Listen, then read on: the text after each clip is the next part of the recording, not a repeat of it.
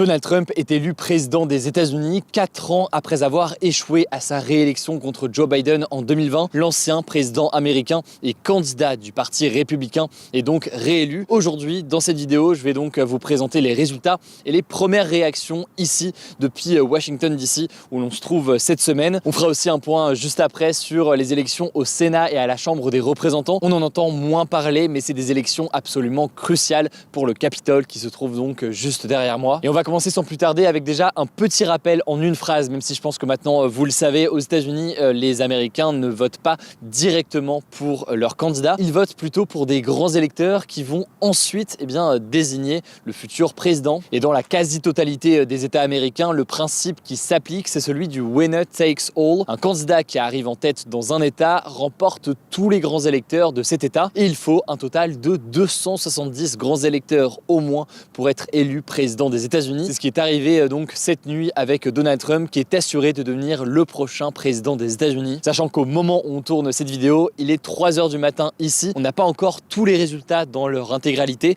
mais on sait donc que Donald Trump en a suffisamment pour l'emporter. Alors comment est-ce que Donald Trump a fait? Quels ont été les éléments déterminants? D'abord, vous l'avez peut-être suivi sur notre compte Instagram. Il a remporté la Caroline du Nord et ses 16 grands électeurs. C'est l'un des premiers swing states, donc des États connus comme étant indécis et dont l'issue aujourd'hui était très incertaine. Ensuite, c'est la Géorgie qui a basculé du côté de Donald Trump avec 16 grands électeurs là aussi qu'il a remporté. Mais le véritable point de bascule, ou en tout cas l'élément qui a fait trancher l'élection en faveur de Donald Trump, ça a été la victoire en Pennsylvanie.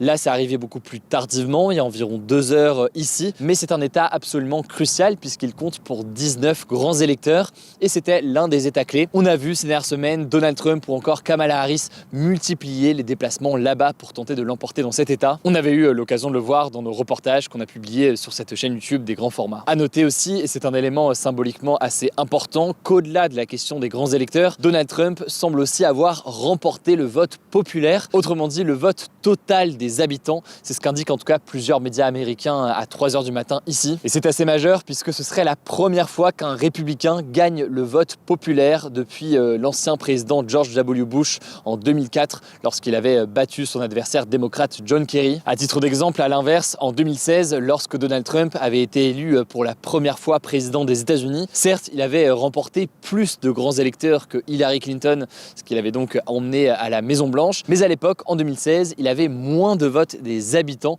que Hillary Clinton. Mais alors, comment expliquer ce résultat? Alors, pour l'instant, on n'a pas tous les éléments, on les aura dans les prochaines heures, mais selon AP Votecast, au niveau national, les électeurs noirs et latinos semblent légèrement moins prêts à soutenir Kamala Harris cette année qu'ils ne l'étaient à soutenir Joe Biden il y a 4 ans. Mais à l'inverse, le soutien de ces électeurs à Donald Trump a semblé augmenter légèrement par rapport à 2020, toujours selon l'agence AP. À l'inverse, ce que l'on peut noter, selon des sondages de sortie des urnes qui ont été relayés par des médias américains, c'est que les femmes ont en majorité voté pour Kamala Harris et les hommes ont en majorité voté pour Donald Trump. Et autre donnée assez intéressante qui rejoint ce que je disais à l'instant, Donald Trump a particulièrement eu un bon score chez les hommes latinos, un électorat qui a été très convoité par Kamala Harris. Par ailleurs, il faut savoir qu'à Washington DC, donc où on se trouve actuellement, il n'y avait pas Donald Trump puisqu'il était présent en Floride, mais il y avait Kamala Harris, donc sa rivale démocrate, qui était présente à l'université Howard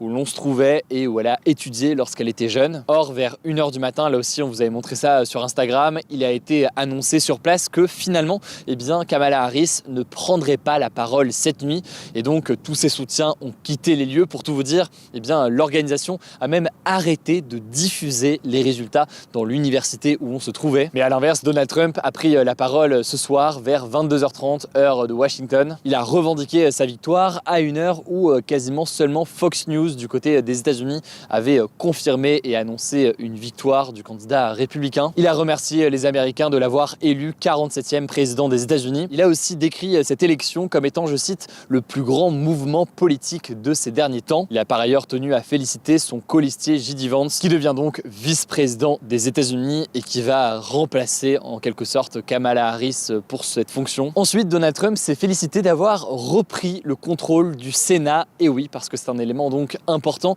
il n'y avait pas que la présidentielle américaine ce soir. Il y avait tout un tas d'élections d'ailleurs, parfois à l'échelle locale. Mais l'une des élections importantes, c'était la question du Sénat. Et là-dessus donc, le camp de Donald Trump, le parti républicain a obtenu la majorité au Sénat, alors que cette chambre était jusqu'ici du camp démocrate. À noter que dans le cas du Sénat, ce n'était pas un renouvellement complet du Sénat, c'est seulement 35 des 100 sièges du Sénat qui ont été réélus aujourd'hui. Mais ça permet donc aux républicains de passer majoritaire au Sénat. On peut aussi noter que les Américains votaient aujourd'hui pour renouveler les membres de la Chambre des représentants. Donc c'est l'autre chambre ici au Capitole qui est derrière moi. C'est un petit peu l'équivalent de l'Assemblée nationale dans les très grandes lignes, mais ici donc aux États-Unis. Au moment où on tourne cette vidéo, les résultats sont incertains, même si les républicains sont pour l'instant en tête et devraient donc conserver la majorité qu'ils avaient. Il faut donc noter que c'est une grosse victoire. Beaucoup de personnes s'attendaient à des résultats extrêmement serrés qui prendraient potentiellement plusieurs jours. Finalement, il n'en est absolument rien. En tout cas, les réactions ont déjà commencé. Emmanuel Macron a félicité Donald Trump sur X, se disant, je cite, « prêt à travailler ensemble comme nous avons su le faire durant 4 années avec vos convictions et avec les miennes ». Le Premier ministre israélien Benjamin Netanyahou a de son côté félicité Donald Trump, je cite, « pour le plus grand retour de l'histoire », estimant que son retour offre un nouveau départ à l'Amérique et un réengagement puissant